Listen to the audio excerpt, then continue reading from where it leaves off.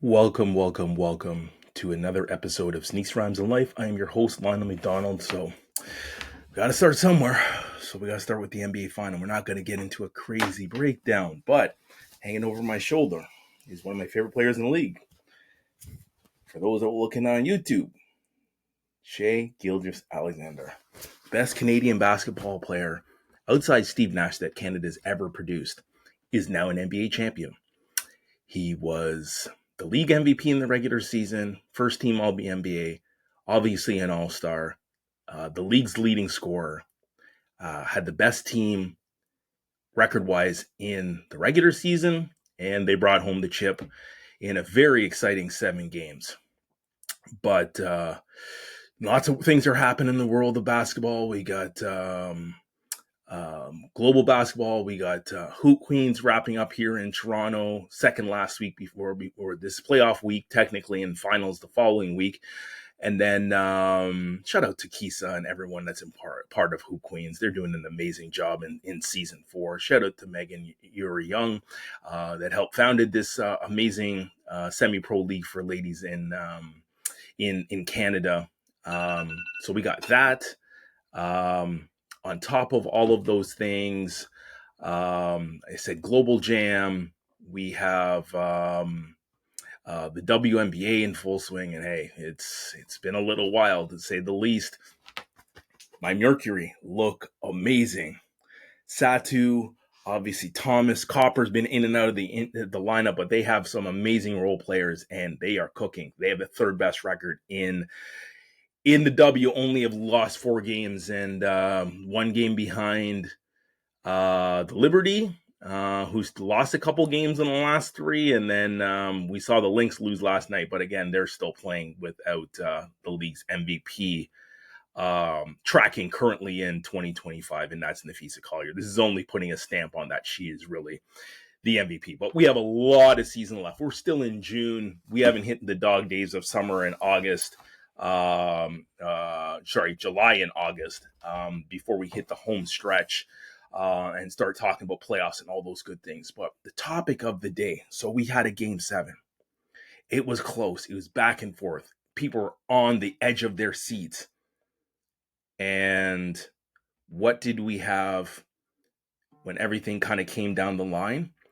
We had a significant injury. So we previously, I want to say it was episode 56 of season 5, we got into Tyrese Haliburton and Shai Gilgeous-Alexander. Why is their signature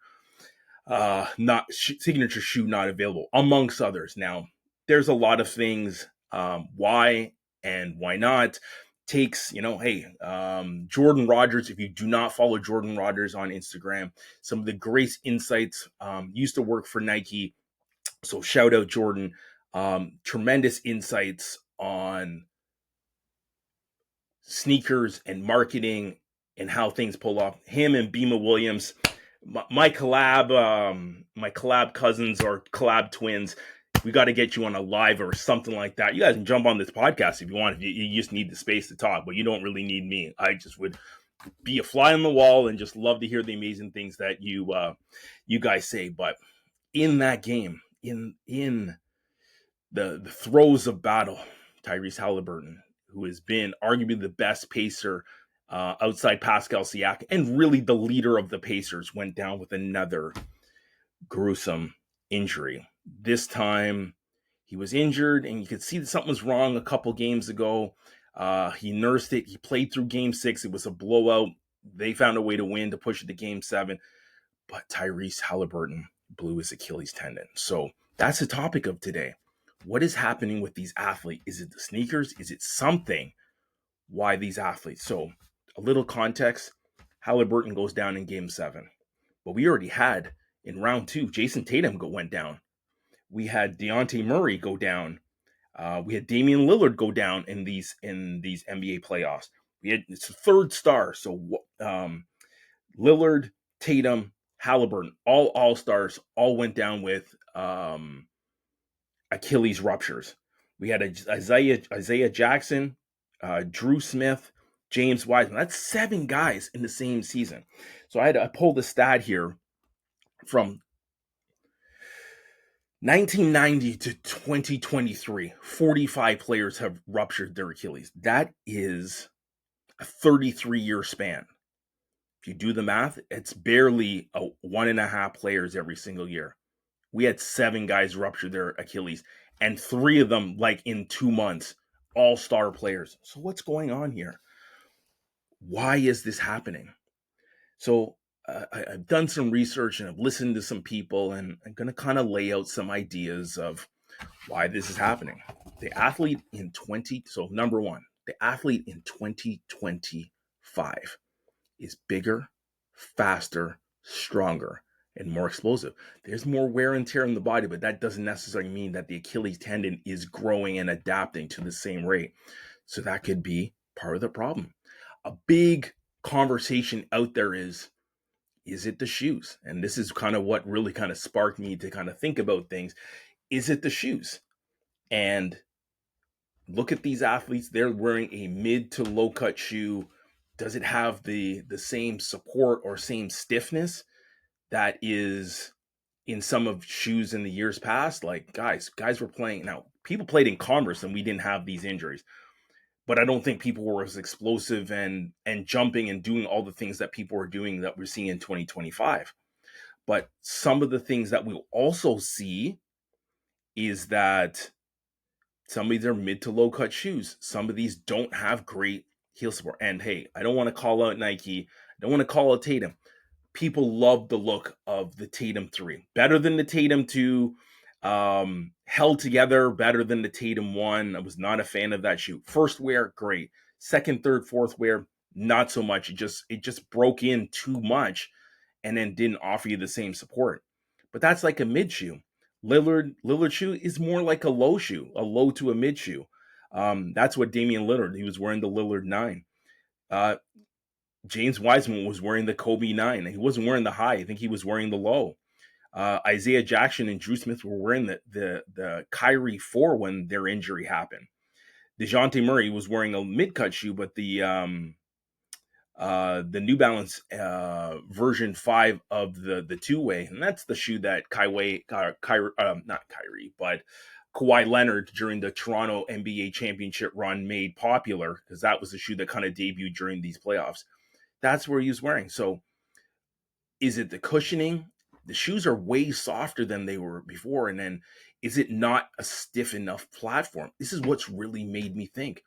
Also, the heel well, or where your heel goes into the shoe, is deeper than before, which causes a little bit of different flexion and stress that it puts on the Achilles tendon. And I'm talking from experience. This is why this topic is so interesting to me. I've partially torn my Achilles. I suffer from Achilles tendonitis, and I'm not the most explosive athlete. I do like to compete, and I'm much older than any of these guys. But there's some correlation potentially with what's happening there and how things are coming to be. So do we need to go back and make stiffer shoes? Do we need to go back and we start wearing Converse weapons and Adidas Pro models? I don't know if that's the answer, but I think shoe manufacturers really need to kind of look at it along with the athlete, because many of them are in collaborations with these brands and have a huge say in what their shoe looks like. Something is up. You know, we got the Kobe 9 because Kobe tore his Achilles. In 2019, we had KD tear his Achilles. So that leads to topic number 2 and why these things are happening. Guys are having calf strains and calf injuries and are coming back way too soon. The calf and the Achilles literally go hand in hand. And when KD strained his Achilles, he was out for weeks, but then found his way to force himself back into the finals, only, didn't finish 2 games and he was out for the finals. Klay Thompson was having issues with his calf. And when he tore his Achilles, now that's another athlete that's kind of recovered. So I think we really have to listen to our bodies. And I think the doctors and the training staff have to be more comfortable in shutting a guy down for 6 weeks and rehabbing it like it's a torn Achilles than just waiting until it tears, and then a guy is gone from 6 to 18 months. So let's talk about the recovery. You know, factors that play into the recovery is the age of the athlete. So KD was 30, Clay was 30. I remember Dominique when he tore he was never the same. He was 32. So there's a factor in the younger you are, the better you recover. So most of these guys are relatively young guys, with the exception of Damian Lillard. So hopefully there's hope that these guys will recover and get back to the same level of explosiveness.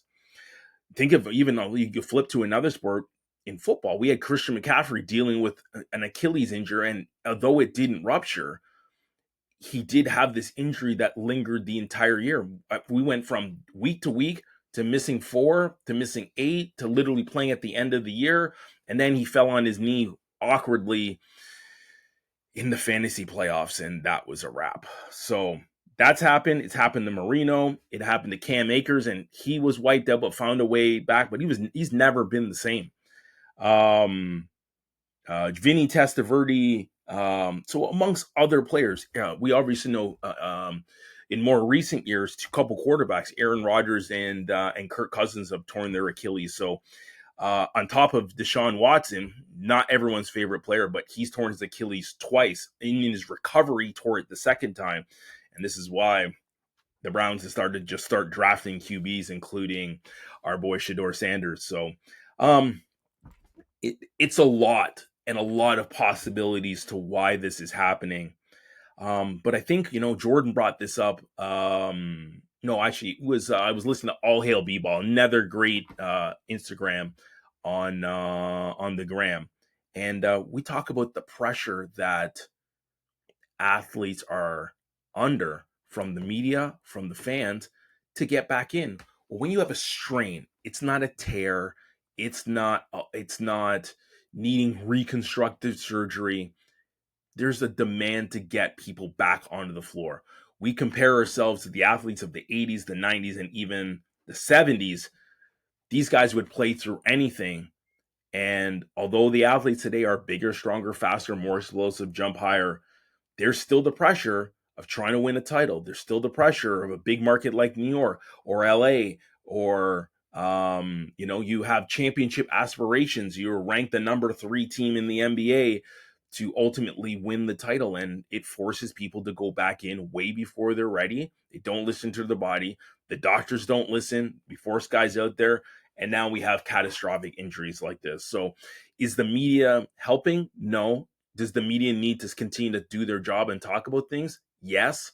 So I don't know what the answer is, and I'm not here to give you all the answers, but I think if you take anything away from this, is people just need to listen to their bodies. And if it's a good place for them to play, then they should play.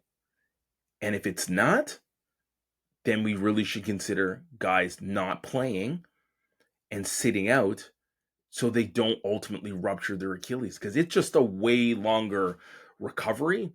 And Achilles tendonitis is, again, micro cuts or micro tears within your Achilles.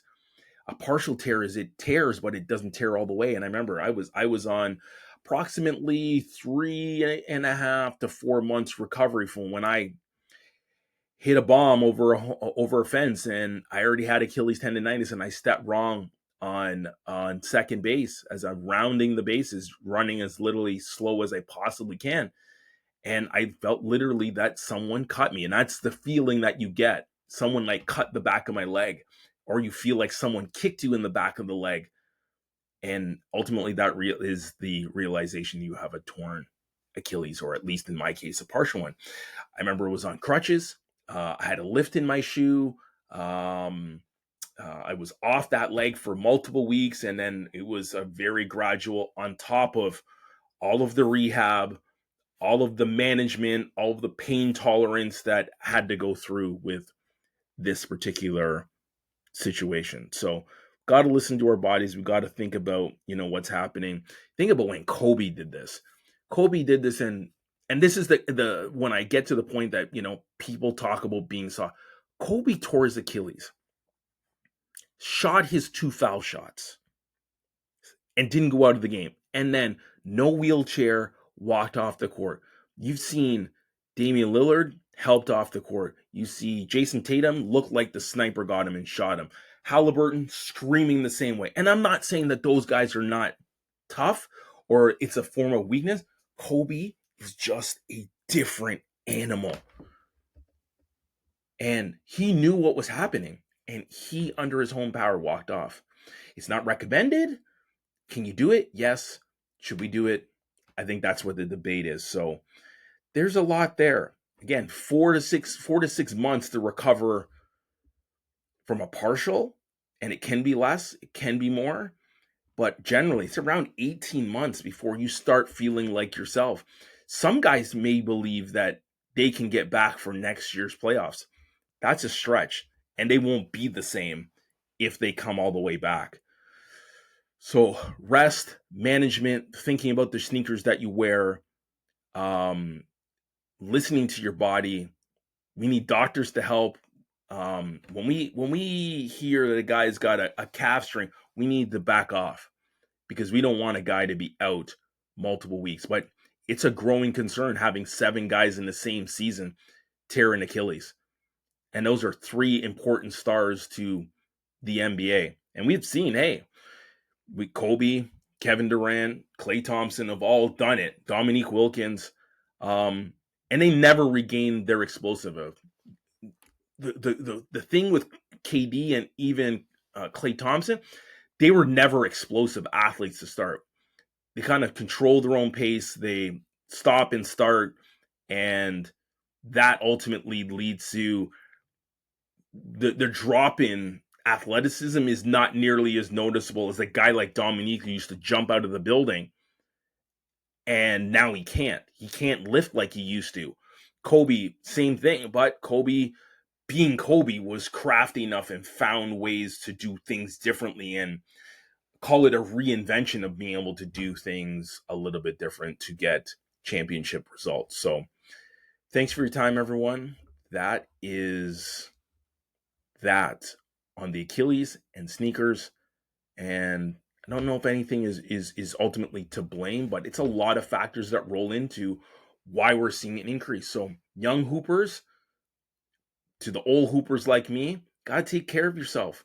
Because if you blow an Achilles, you won't be playing for multiple years and multiple seasons. So we don't want that. We want the health and wellness. And think of our women that are tearing ACLs at an alarming rate. And, people have equated that with a lot of different things. So we got to take care of our bodies if we're going to continue to be our best. We got to push it to the limits, but we got to value recovery, rehydration, and all of those things. They seem like buzzwords and silly, but there is science behind it that you need to take care of yourself.